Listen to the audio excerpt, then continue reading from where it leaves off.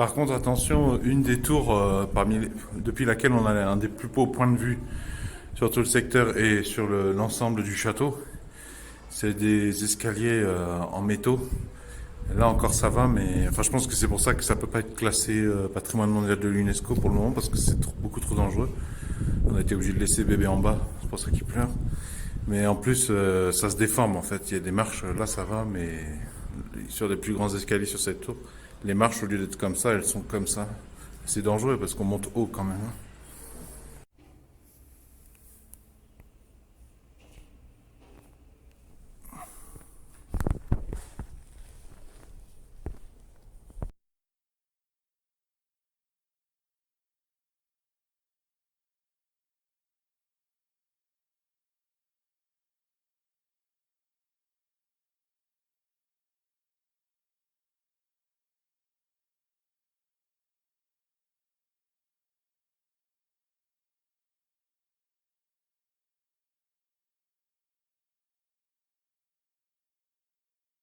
Tu vois là, t'as l'entrée du château, du complexe, t'as l'endroit où t'achètes tes tickets, euh, espèce de mini centre touristique. Et juste à côté, t'as les toilettes qui sont gratuites, ça c'est particulier en Géorgie. Et c'est bien.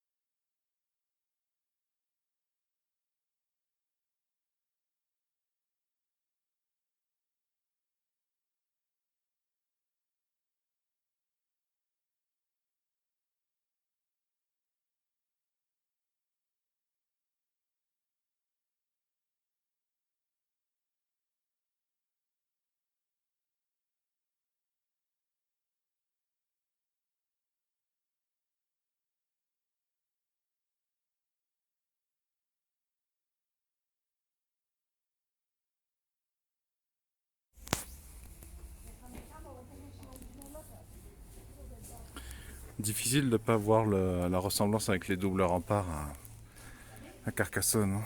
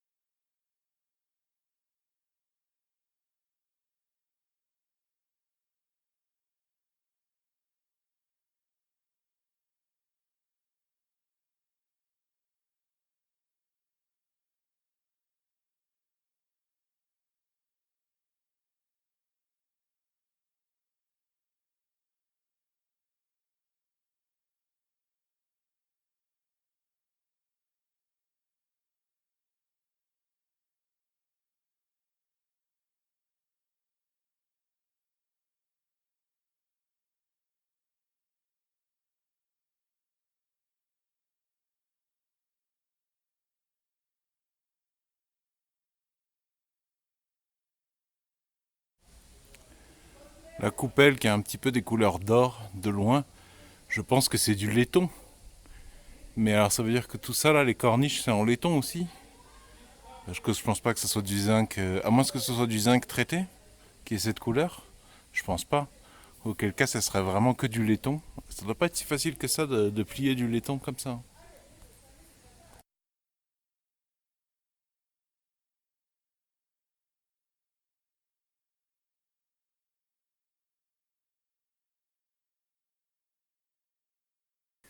Ma belle-mère vient de m'expliquer que sur cette pierre, c'est une vieille pierre, elle doit porter un nom, je le mettrai dans la description sur la vidéo si je le trouve. Mais c'est tout l'alphabet géorgien. C'est tout l'alphabet géorgien. Je sais pas si c'est une genre de pierre de Rosette, un équivalent géorgien. En termes d'importance historique, hein, je veux dire.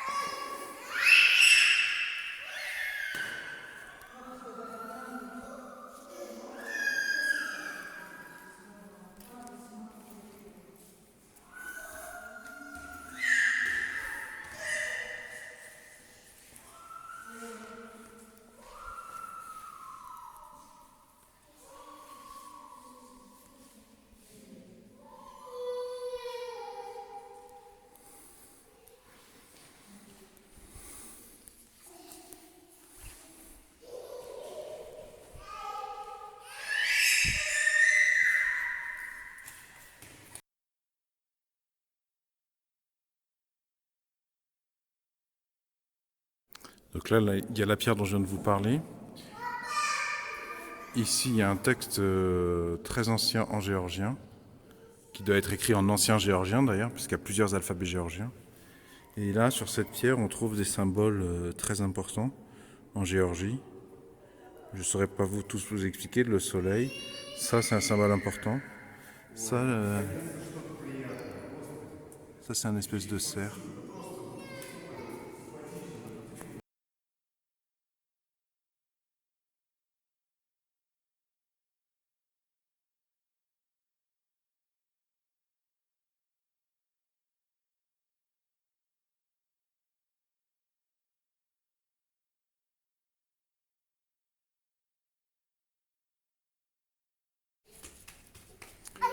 Vu la couleur verte, là, je dirais que c'est du bronze, ça. Je suppose que c'est du bronze. On le retrouve sur toutes les colonnes, là, en haut et en bas. Là. On dirait.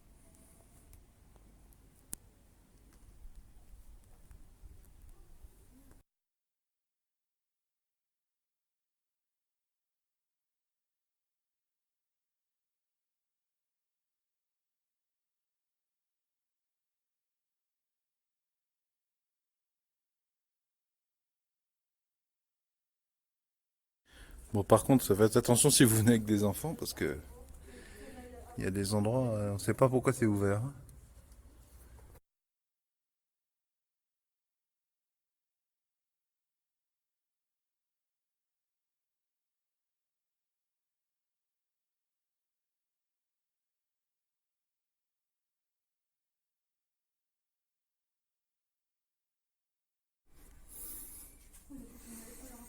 Ça, je suppose que c'est plus du cuivre.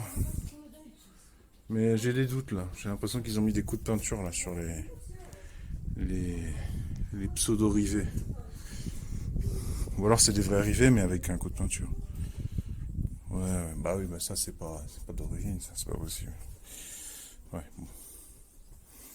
Bah c'est intéressant pour montrer comment on donne une impression de vieux.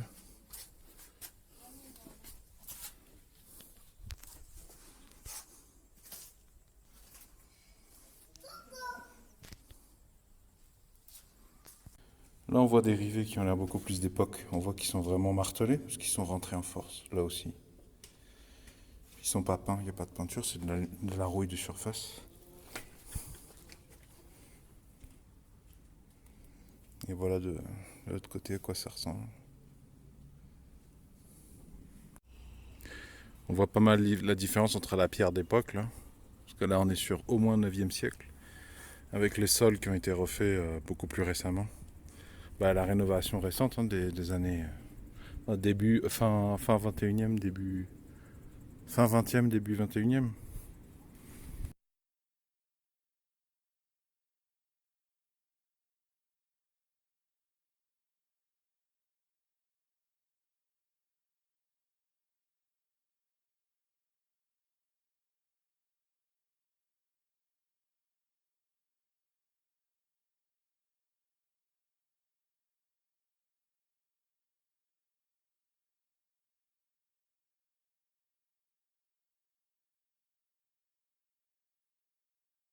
Et donc, devant l'office de tourisme, on va dire, de ce site, dans ce site magnifique et unique, eh bien, vous avez 2 plaques commémoratives. Ici, c'est un chanteur folklorique que je ne connais pas du tout, je ne saurais pas vous lire son nom. Et nous avons une plaque commémorative à l'intention de Monsieur Aznavour. Je crois que, vous allez me dire, Aznavour, c'est pas un Arménien plutôt, à vérifier sur Wikipédia.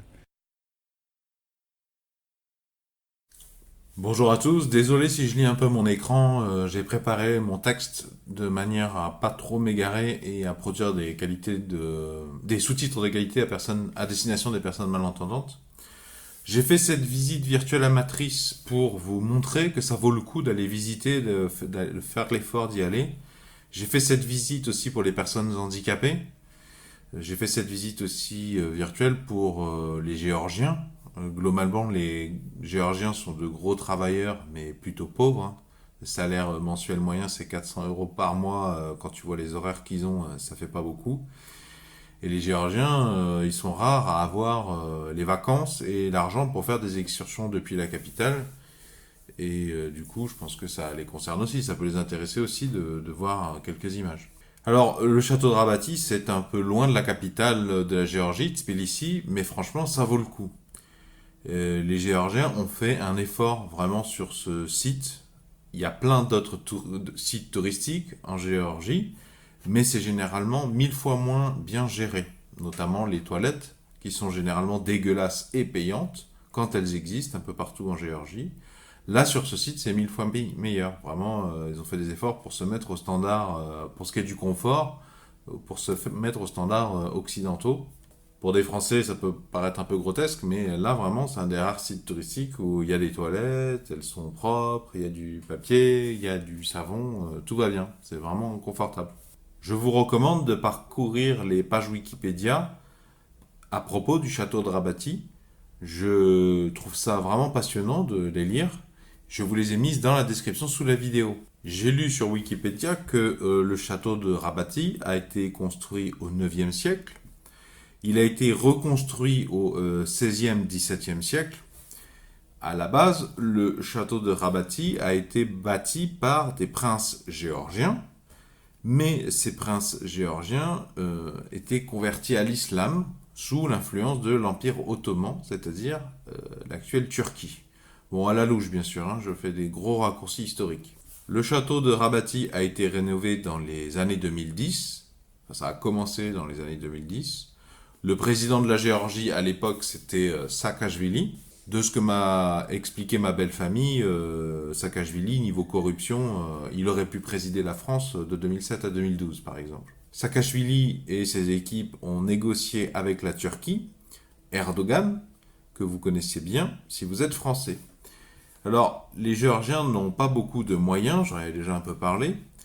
Ils ont obtenu d'Erdogan, ou du gouvernement d'Erdogan, un financement pour la restauration du château de Rabati, qui pourtant se trouve en Géorgie. J'étais surpris d'une telle chose, surtout que la Turquie roule pas vraiment sur l'or, et c'est intéressant de voir que les Turcs ont accepté de payer pour conserver et mettre en valeur touristiquement une forteresse en bonne partie ottomane. Bon, je dois préciser que parmi les principales sources de touristes, il y a la Turquie, bien sûr. Il y a plein d'endroits en Géorgie où il y a plein de Turcs qui vont visiter. Et là, on est vraiment pas loin de la frontière avec la Turquie. Donc, il y en a vraiment pas mal. Le château de Rabati m'a pas mal rappelé l'Alhambra en Espagne, pour ceux qui connaissent. C'est pas la même chose, c'est quand même beaucoup moins grand, mais il y a de grosses similitudes. Un envahisseur qui laisse derrière lui un énorme complexe architecturalement très divers. Et au château de Rabati, il y a aussi un travail sur les sources et utiliser l'eau pour faire de beaux jardins. Le château de Rabati se trouve dans la ville d'Akhaltsikhe. Ça s'écrit Akhaltsikhe, mais le KH se prononce R, le J espagnol, la Jota espagnole. Le père de Charles Aznavour est né à Akhaltsikhe. J'espère également qu'en faisant cette vidéo, je motiverai les Géorgiens à offrir des guides touristiques humains français pour visiter ce site. Pour le moment, c'est que géorgien, russe et anglais, alors que pourtant, pour ce qui est de la culture et du patrimoine, les touristes français mettent 50-0 aux Anglais et aux Russes. J'espère que vous avez apprécié la présente vidéo. Si vous voulez me soutenir, si vous voulez m'encourager, si vous trouvez ça positif, est-ce que vous pouvez mettre un pouce vers le haut, s'il vous plaît? Est-ce que vous pouvez mettre un j'aime? Je vous invite à vous abonner à la présente chaîne YouTube si le sujet de la Géorgie ou du géorgien vous intéresse. Et pour ceux qui veulent vraiment me soutenir de manière active, je vous ai mis dans la description sous la vidéo une liste des mots vrais amis entre le français et les géorgiens. Si vous voulez apprendre le géorgien, je vous recommande de commencer par mémoriser ces mots. Si vous voulez, je vous envoie ça à la maison. Je travaille pas avec la poste, que avec la poste. Je vous envoie ça à la maison. Je vous ai mis l'annonce eBay correspondante dans la description sous la vidéo. Une alternative aux publicités sur YouTube qui, franchement, me gave. Si je pouvais m'en passer, si je peux m'en passer à terme, ce serait très bien.